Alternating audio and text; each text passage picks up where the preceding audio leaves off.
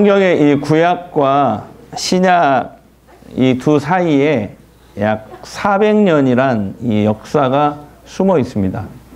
그것을 전문용어로 신구약 중간기라고 얘기하거든요.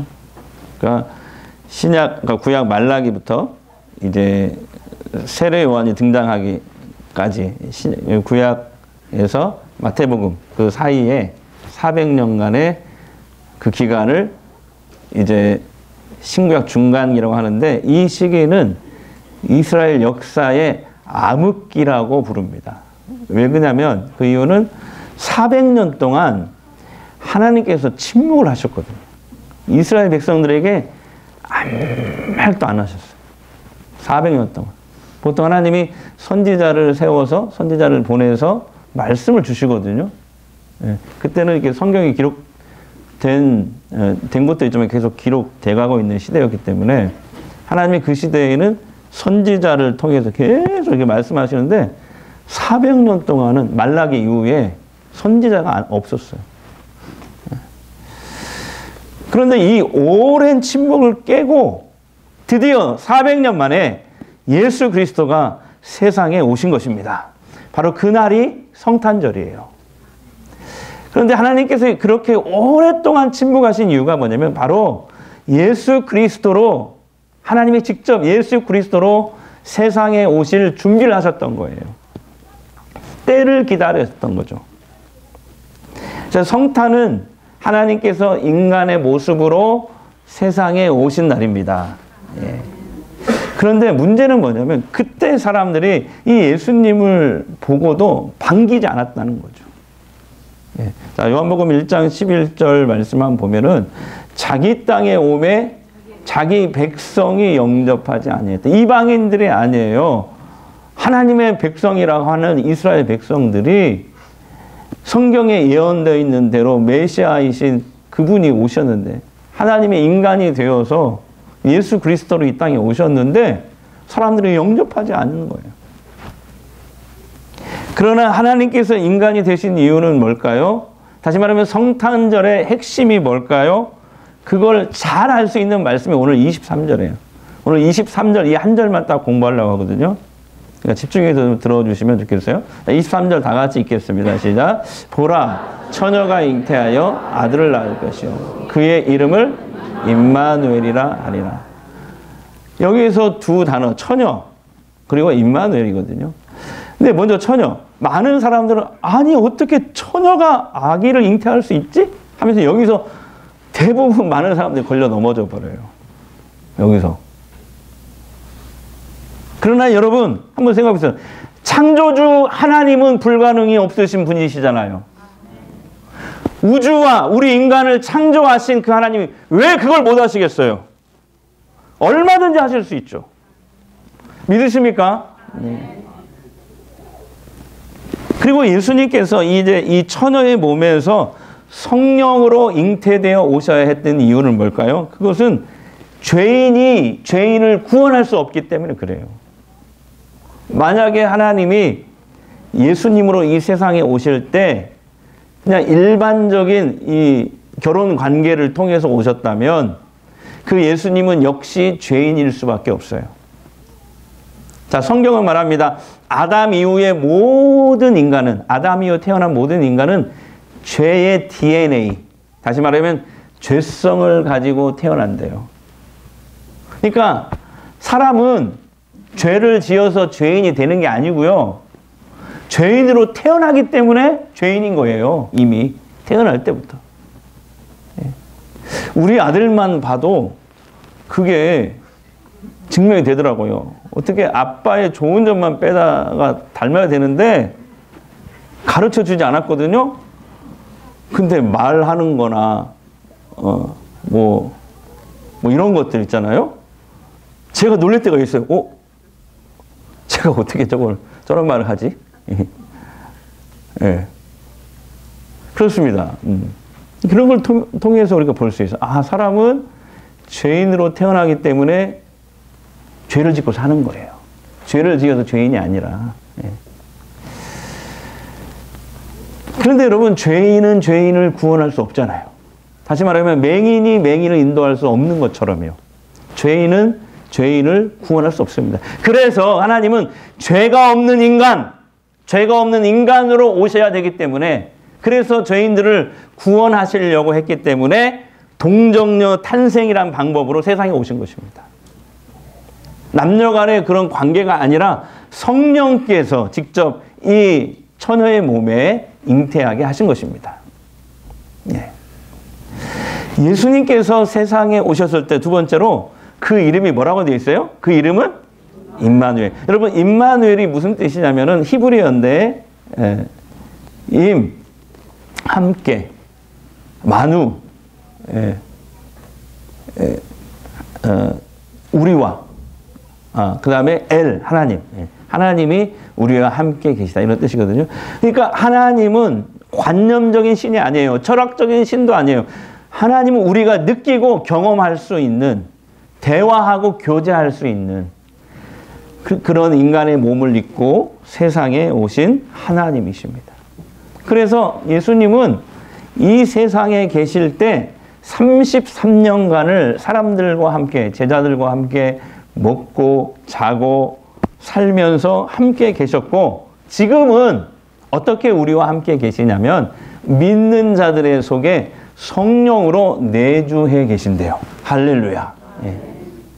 예수 믿는 우리 그리스도인들의 몸과 마음 속에 성령께서 들어오신다는 거예요. 그것을 성령의 내주하심이라고 합니다. 그러니까 주님은 저 멀리 우주에 계시는 그런 분이 아니라 지금도 성령으로 우리 안에 함께 거하시는 줄 믿습니다. 우리와 함께 동행하시는 하나님이에요. 우리가 어디를 가든지 어떤 상황에 있든지 하나님은 임마누엘 하나님이십니다. 우리와 함께 계셔요. 성령으로 우리와 함께 계신단 말이에요. 그래서 창조주이신 하나님이 인간이 되신 것, 피조물이 되신 예수 그리스도의 모습으로 이 땅에 오신 이 성탄절의 사건은 사실 믿음의 눈으로 보지 않으면 정말 믿기 어려운 사건이죠. 그런데 여러분, 하나님께서 인간의 몸을 입고 아기 예수님으로 오신 가장 중요한 이유가 뭘까요? 그게 오늘 본문의 21절 말씀에 기록되어 있습니다. 다 같이요. 시작. 아들을 낳으리니 이름을 뭐라고 하라? 예수라 하라. 이는 그가 자기 백성을 그들의 죄에서 구원하지.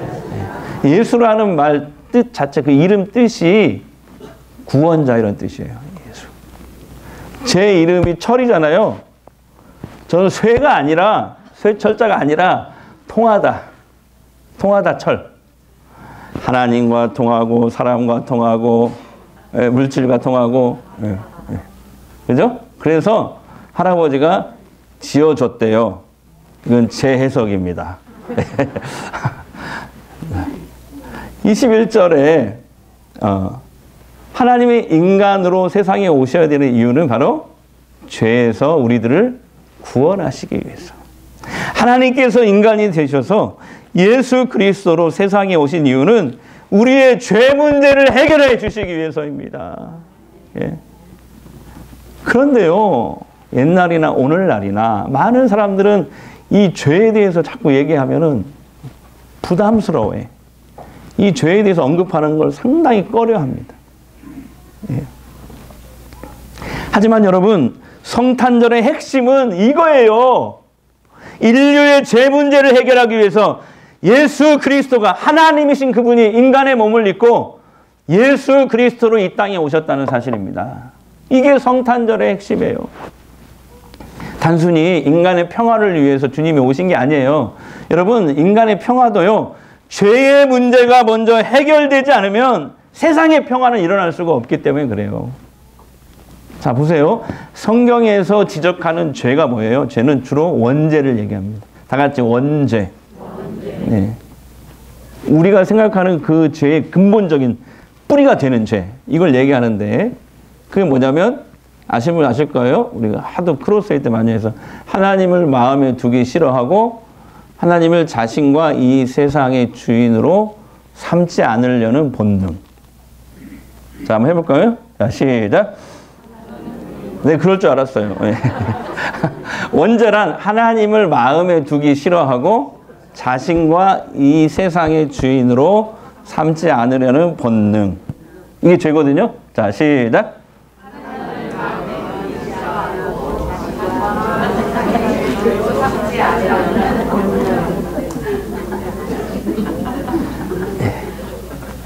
엉망입니다. 한마디로 얘기하면 불신앙, 불순종. 이게 원죄. 그리고 자기가 하나님이 되려고 살려고 하는 거. 자기가 하나님, 창조주 하나님을 믿고 따르는 게 아니라 내가 하나님이야. 내 주먹을 믿어. 내 주먹. 예. 우리 남편들 가운데 그런 분들이 좀 있어요. 우리 교회는 없어요. 옛날에 보면은 내가 하나님이야. 나를 믿어. 이런 분들이 있었거든요. 이게 원죄. 자기 뜻대로 자기 맘대로 살려고 하는 이기성, 자기 중심성. 이게 바로 원죄입니다. 사람은요, 하나님의 뜻에 따르지 않고 자기 맘대로 막 자기 뜻대로 이기적으로 살려고 하면요, 반드시요, 그 결과가 어떻게 되냐면 평화가 깨지게 돼 있어요. 그러잖아요. 결정적인 그 순간에 내가 손해를 본다 그러면은 뭐예요? 사람은 막 분노하게 돼 있잖아요. 여러분, 이기적 인간의 끝은 뭐냐면 자기 이익을 추구하다가 결국 서로 미워하고 분쟁하고 전쟁을 일으키잖아요. 네. 그러니까 우리가 이 죄의 문제를, 원죄의 문제를 해결하지 않으면요, 평화가 있을 수가 없어요. 하나님과 평화해야 다른 사람과 평화하고, 그 다음에 하나님 만드신 자연과도 평화합니다. 이거 어디서 많이 들어보셨죠? 예, 언제 들었죠? 배될 때, 그렇죠. 예, 배될 때. 이 세상의 모든 불행과 고통은, 그래서 성경은 그 원인을 바로 이 원죄 때문이다, 이렇게 얘기합니다. 오늘날 사실 경제 문제, 정치 문제가 복잡하고 어렵지만 사실 깊이 이렇게 들여다보면 다 이 죄 문제예요. 죄 문제. 이 죄 문제를 해결하지 않으면 어떤 문제도 해결되지 않아요. 근본적으로. 혼란에 빠질 수밖에 없습니다. 특히 우리가 죄를 심각하게 여겨야 하는 이유가 있어요. 그게 뭐냐면, 따라합시다. 죄의 삭은 사망입니다. 죄를 짓고 죽으면 끝이 아니에요.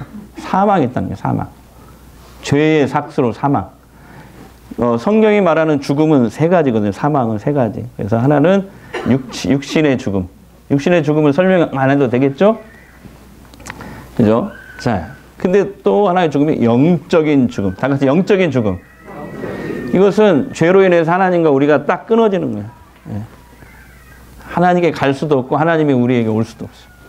죄가 딱 가로막혀요. 그것을 영적인 죽음이다. 그 다음에 세 번째가 뭐냐면 둘째 사망. 다 같이 둘째 사망.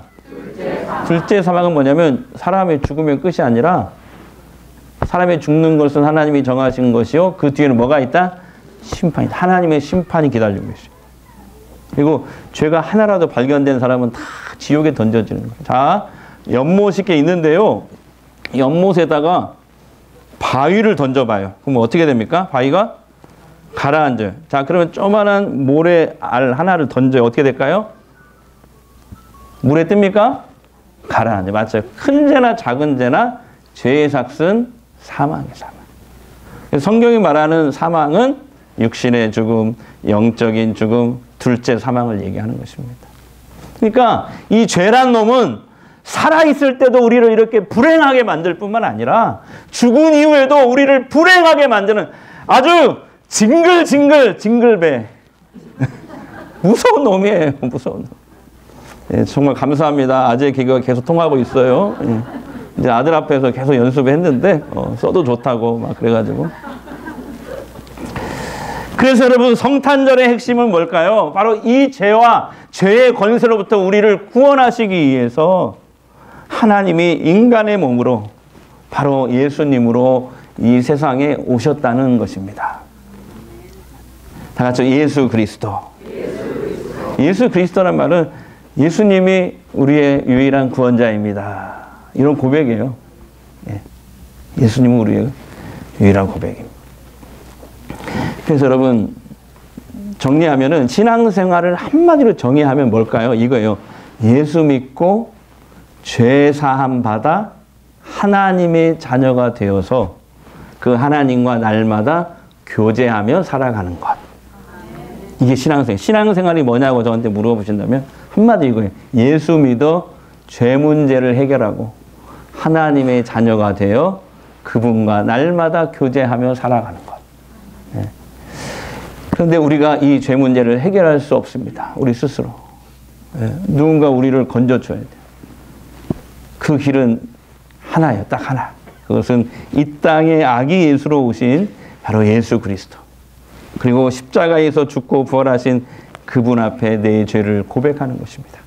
그리고 나를 위해 죽고 부활하신 예수 그리스도를 마음에 믿고 입으로 시인할 때 구원에 이르리니 이렇게 되어 있어요. 예수님이 나의 유일한 구원자이십니다. 예수님이 나의 주인이십니다. 이렇게 마음에 믿고 입으로 시인할 때 구원에 이른대요. 할렐루야. 그리고 그렇게 예수 믿고 세례 받는 것입니다. 여러분, 우리가 예수 믿을 때 우리 안에 어떤 일이 일어나냐면, 잘 들어보세요. 여기 정말 중요해요. 신학적으로 말하면 교체가 일어나요. 다 같이 교체. 우리가 예수를 딱 믿잖아요. 그 순간에 교체. 항상 이렇게 얘기해요. 이렇게 손. 이렇게 해보세요. 이렇게 교체가 있어요. 하나님이 이렇게 딱 바꿔놓는다는 거예요. 자, 우리 크로스웨이 때 항상 배우는 이 그림이 있는데요. 한번 쉽게 제가 그림 보여주세요. 자, 예수 믿을 때, 손 벌리고 있는 분 예수님이거든요. 배우신 분들은 알 거예요. 예수를 믿을 때, 그 밑에 저 표시가 하나님을 상징하는 거죠.